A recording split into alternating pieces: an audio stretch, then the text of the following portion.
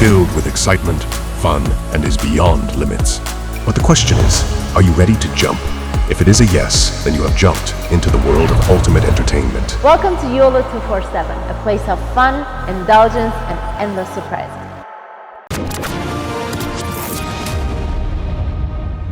उन्होंने बड़ी बढ़िया बात करी। उन्होंने बोला कि देखिए भारत की ना बॉलिंग को सेलिब्रेट करना चाहिए।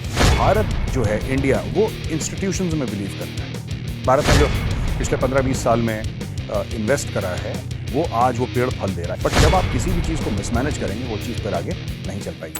जय हिंद दोस्तों, मैं हूं मेजर गौरव आर्या और आप देख रहे हैं आज की ताज़ा तरीन खबरें। हसन रजा पाकिस्तानी क्रिकेट का एक नाम है, ज़्यादा बड़ा नाम नहीं है, लेकिन हाँ, पाकिस्तान के लिए क्रिकेट खेली है उन्होंने, इंटरनेशनल क्रिकेटर रहे हैं, पाकिस्तानी क्रिकेट टीम का हिस्सा रहे हैं।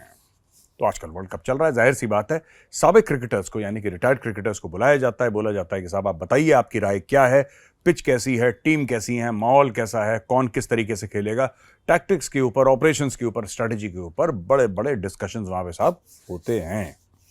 हसन रजा साहब को भी एक पाकिस्तानी टीवी चैनल ने इन्वाइट करा और पूछा कि हसन रजा साहब ये बात बताइए कि भारत की टीम का जीतने का राज क्या है। अभी तक शायद 7 एक मैच खेले हैं उन्होंने और हर मैच को बड़े कन्विंसिंगली उन्होंने जीता है। उनकी बॉलिंग, उनकी बैटिंग, उनकी फील्डिंग जबरदस्त रही है। रोहित शर्मा की कैप्टनसी जबरदस्त रही है और खासतौर से बॉलिंग जो इनकी कमजोर कड़ी हुआ करती थी, बॉलिंग जो है वो तो कमाल की है।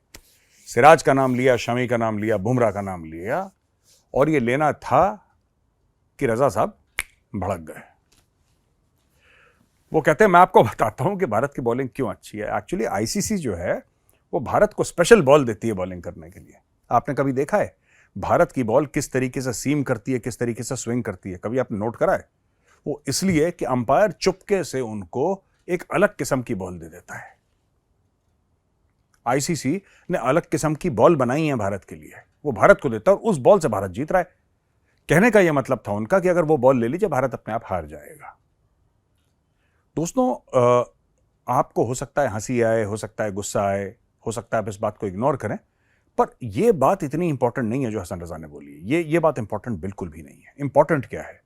एक ऐसा शख्स जो कि पाकिस्तान की क्रिकेट टीम का हिस्सा रहा हो, एक ऐसा शख्स जो कि दुनिया घूमा हो, एक ऐसा शख्स जो कि पढ़ा लिखा हो, एक ऐसा शख्स जिसने पाकिस्तान की जर्सी पहनी है, पाकिस्तान की टी शर्ट पहनी है और हम ये मान सकते हैं कि अपर स्ट्रेटा ऑफ पाकिस्तानी सोसाइटी का वो हिस्सा रहा है। जाहिर सी बात है इंटरनेशनल क्रिकेटर है, पाकिस्तान छोटा सा देश है, तो उसके अपर स्ट्रेटा का ये बंदा है, ये खिलाड़ी है, ये प्लेयर है, ये इंसान है। जब उसकी ऐसी कॉन्स्पिरेसी थ्योरी में ऐसी राय हो सकती है उसकी कि हर चीज के पीछे साजिश, और ये पाकिस्तान के पढ़े लिखे तबके की बात कर रहा हूं मैं, ये पाकिस्तान की क्रीम की बात कर रहा हूं, जाहिर सी बात है उनकी नेशनल टीम का हिस्सा रह चुका है। जब उनकी ऐसी राय हो सकती है तो सोचिए जो पाकिस्तानी सड़क पे चलता है, जो आम पाकिस्तानी है, जो लोअर मिडिल क्लास का है, जो सड़क पे चलता है, जो रेडी लगाता है, वो कितना जाहिल होगा। कभी सोचिएगा उसमें दिमाग की कितनी कमी होगी, उसमें अकल की कितनी कमी होगी, उसमें टैलेंट की मैं बात ही नहीं कर रहा, बेसिक थिंकिंग की कितनी कमी होगी। और यही पाकिस्तानियों को ये चाट मसाला बड़ा पसंद आता है कि हमारे खिलाफ साजिश हुई है। हम तो पैदा ही हुए थे वर्ल्ड कप जीतने के लिए और हम क्यों ना जीतते। हम वर्ल्ड कप जरूर जीतते, लेकिन सब लोगों ने साजिश कर ली और इसी साजिश के चलते ये माफ हो जाएंगे लोग, ये माफ हो जाएंगे। अब देखिएगा जैसे जैसे पाकिस्तान के बाहर आने का समय आ रहा है, वैसे ही आप ये देखेंगे पाकिस्तान के साबिक क्रिकेटर्स, बड़े बड़े लोग, कॉन्स्पिरेसी थ्योरीज, अभी भी कॉन्स्पिरेसी थ्योरीज है वहां पे। सबसे बड़ी थ्योरी यह है कि भारत में है तो भारत ने पिच अपने हिसाब से बना ली। भारत हर एक मैच का कैलकुलेशन है भारत के पास और उसके हिसाब से अगर भारत चाहता है इंग्लैंड जीते और इंग्लैंड खेल रहा है किसी एक्स के साथ, कोई भी हो, XYZ, उसके साथ खेल रहा है, तो भारत अगर चाहता है इंग्लैंड जीते तो भारत ऐसी पिच बनाता है जिससे इंग्लैंड को फायदा हो। यानी कि हर एक मैच जो है यहां पे अकॉर्डिंग टू पाकिस्तानीज भारत ने फिट कर रखा है। और ये पढ़े लिखे पाकिस्तानी है दोस्तों, ये वो पाकिस्तानी नहीं है जिसको आप सोचें कि साहब ये बिल्कुल ही मतलब जिनको कोई नॉलेज नहीं है। ये वो पाकिस्तानी है जो पाकिस्तान का क्रीम है। वो लोग आके टेलीविजन पे ऐसी बातें करते हैं। अच्छा, एक तो ये चीज है। दूसरी चीज है कि पाकिस्तान के साबिक क्रिकेटर ने शोएब अख्तर, उन्होंने बड़ी बढ़िया बात करी। उन्होंने बोला कि देखिए भारत की ना बॉलिंग को सेलिब्रेट करना चाहिए और ये बोला कि भारत ने जो पिछले 15-20 साल में इन्वेस्ट करा है वो आज वो पेड़ फल दे रहा है, यानी कि आईपीएल हो गया या और भी कई चीजें हो गई, इंफ्रास्ट्रक्चर में इन्वेस्ट करा है, उससे भारत को बड़ा फायदा। देखिए बात सिर्फ इंफ्रास्ट्रक्चर की नहीं है, बात सिर्फ इसकी नहीं है कि भारत जो है इंडिया वो इंस्टीट्यूशंस में बिलीव करता है। आपका सीके नायडू है, आपकी दिलीप ट्रॉफी है, आपका you have Ranji, you have services का है आपका, और कितने ऐसे क्रिकेट के कॉम्पिटिशन हैं, अंडर 19 है, जिसमें छटते बंदा ऊपर आता है। एक रास्ता है। पाकिस्तान के तो मैं देखता हूं कई सारे लोग हैं जिसको इमरान खान कैप्टन थे, तो इमरान खान, मैंने सुना उन्हीं से किस्सा सुना मैंने, इमरान खान से ही, उनका टीवी पे चल रहा था, तो इमरान खान साहब ये कहते हैं कि साहब मैं बिस्तरे पे लेटा हुआ था, अस्पताल में था, कुछ था, तबीयत खराब थी उनकी, उन्होंने बोला ये लड़का कौन है, कह रहा साहब ये लड़का ये है, I think it was Waqar Younis if I am not mistaken, इस लड़के को बुलाओ, मुझे इससे मिलना है। अच्छा ठीक है, तुम पाकिस्तान खेलोगे, दैट्स इट। वो कोई रैंडम लड़का है, उसको देख लिया उन्होंने, कोई लोकल मैच होगा, कवर कर रहा होगा, उन्होंने बोला तुम पाकिस्तान खेलोगे, दैट्स इट, हो गया, काम खत्म हो गया। तो दोस्तों इस तरीके से पाकिस्तान की क्रिकेट चलती है, और यही कारण है, ऐसी बात नहीं कि पाकिस्तान की क्रिकेट में टैलेंट की कमी है, ऐसी बात नहीं है, बट जब आप किसी भी चीज को मिसमैनेज करेंगे वो चीज फिर आगे नहीं चल पाएगी। अच्छा, नरगिस मोहम्मदी, अब मैं आपको ले चलता हूं ईरान। नरगिस मोहम्मदी बहुत बड़ा नाम है, और नरगिस मोहम्मदी को 2023 में नोबेल पीस प्राइज से नवाजा गया, उनको पुरस्कृत करा गया।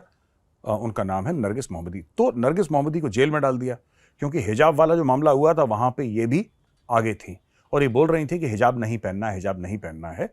हिजाब के खिलाफ इन्होंने काफी प्रोटेस्ट करा, तो इनको पकड़ के जेल में डाल दिया। अब पता लग रहा है कि इनकी सिचुएशन थोड़ी सी सीरियस है, हेल्थ थोड़ी सी क्रिटिकल है, और ये भी पता लग रहा है कि साहब इनको फेफड़ों में दिक्कत है और हार्ट की प्रॉब्लम है। तो लंग्स की और हार्ट की प्रॉब्लम इनको बताई है नरगिस मोहम्मदी को।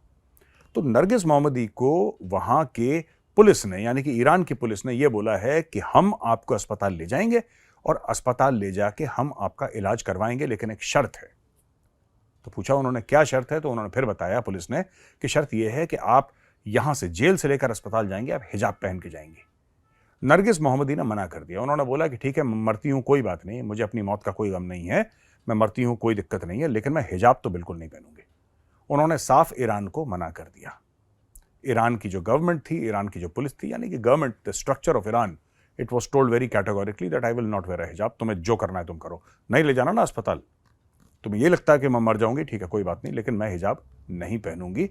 ये दो टूक उन्होंने कह दिया। ये थोड़ा सा एक लेसन है भारत में जो मुस्लिम लीडर्स हैं, जो बहकाते हैं, बरगलाते हैं मुसलमानों को। जैसे वो केस था वहां पे कर्नाटक में, आप देख रहे थे, वो लड़की है जिसको ऑपोजिशन ने भी काफी बोला था कि ये तो बहुत बहादुर है। कोई बहादुर बहादुर नहीं है। जब आपको ये गारंटी है भारत में कि आप ऐसा करेंगे और कुछ नहीं होगा आपके साथ, तो सबके अंदर का शेर पैदा हो जाता है। असली जो बहादुर है वो नरगिस मोहम्मदी है। वो हिजाब ना पहनने के लिए और प्रोटेस्ट करने के लिए जेल में है वो, ठीक है। उसकी मौत आ रही है, उसको पता है कि दिल की बीमारी है, फेफड़ों की बीमारी, उसकी जान जा सकती है, फिर कह रही है कि मैं हिजाब नहीं पहनूंगी, मैं मरती हूं तो मुझे कोई गम नहीं है। इसको कहते हैं बहादुरी। वो बहादुरी नहीं कि पूरा मीडिया सामने खड़ा हुआ है और सारे मोबाइल फोन खोल के हैं, और आपको पता है कि भारत का कानून आपको अलाउ करता है प्रोटेस्ट करना, फिर आप शेर बन जाएं। ये कोई शेर वेर नहीं है। मैं अब ईरान की जो लेडीज हैं, ईरान की जो औरतें हैं, मैं उनको सैल्यूट करता हूं यार। मैंने ऐसी बहादुरी, बात सिर्फ हिजाब की नहीं है, but hats off to the ladies, the women of Iran. ये जितने, जिसको कहते हैं ना कि जो इनकी थिंकिंग में, जो इनकी आइडियोलॉजी में, जो इनके बिलीफ सिस्टम में मजबूती है, वो मैंने बहुत मुश्किल से ऐसी कहीं दुनिया में देखी होगी तो देखी होगी, 1 or 2 places, otherwise this is extremely rare. And what a beautiful thing where अपने अपने बिलीफ सिस्टम के लिए को खड़ा हो जाए और ये बोले कि नहीं साहब ये मुझे एक्सेप्टेबल नहीं है, चाहे जान चली जाए लेकिन ये एक्सेप्टेबल नहीं है। दोस्तों, आपने ईरान की महसा अमीनी का नाम सुना होगा, जिसकी हत्या कर दी थी क्योंकि उसने हिजाब नहीं पहना था। फिर काफ़ी प्रोटेस्ट हुए। एक दूसरी औरत है ईरान में जिसका नाम है महसा अज़दानी। महसा अज़दानी, इसका बेटे को प्रोटेस्ट में इसका बेटा पकड़ा गया था और इसका बेटा मर गया। पुलिस के साथ झड़प में इसके बेटे की डेथ हो गई। यंग लड़का था। तो इस औरत ने बोला कि मेरा बेटा, इसने पूछा फिर पुलिस से कि मेरा बेटा क्यों मर गया, मेरा जवान बेटा, उसने तो कुछ करा नहीं था, वो तो सबके साथ चल ही रहा था, उसको क्यों मार दिया। तो उस औरत को 13 साल की कैद दे दी गई। दोस्तों, जस्ट इमेजिन, किसी का लड़का खत्म हो गया, आपने सिर्फ पुलिस से या सरकार से यह पूछा कि मेरा बेटा मरा क्यों, उसको प्रॉपर कोर्ट के थ्रू उसको 13 साल की सजा हो गई है, एक सवाल पूछने के लिए। यह है ईरान का शरिया कानून दोस्तों। अब आप समझ सकते हैं कि ये जो पूरा मामला है ईरान का, ठीक है, कि आप सवाल पूछें तो आपको जेल में डाल दिया जाएगा, आप हिजाब ना पहने तो आपकी हत्या हो जाएगी। ये सब दोस्तों ईरान में चल रहा है। How unfortunate it is. तो दोस्तों यहां पे मेरा वीडियो खत्म होता है। अगर आपको वीडियो पसंद आए तो उस वीडियो को लाइक करिए। मैं हाजिर हूंगा मंडे को अब एक नए वीडियो के साथ। तब तक के लिए जय हिंद।